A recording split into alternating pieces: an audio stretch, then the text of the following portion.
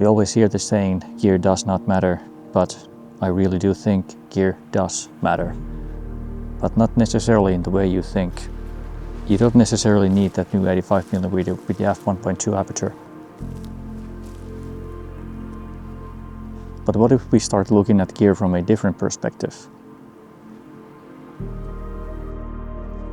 Their characteristics.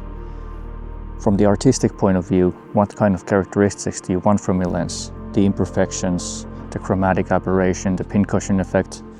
I mean, that's what makes things interesting, isn't it? What I've noticed recently is that I've been paying more attention to the characteristics of lenses and not necessarily how sharp they are. For example, this video I'm shooting with the 35mm Super Takumar, which is from 1964.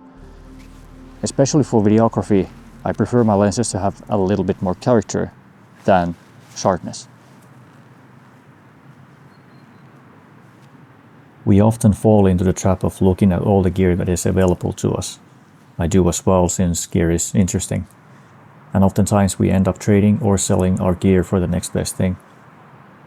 But that did not feel enough for me anymore, so I stopped and really looked inside of my wants to figure out what was next. I realized that the so-called flaws and shortcomings of some of the gear that I have can actually be good for their character, producing a unique and visually interesting image. As a person, I'm never perfect or complete. I'm always changing.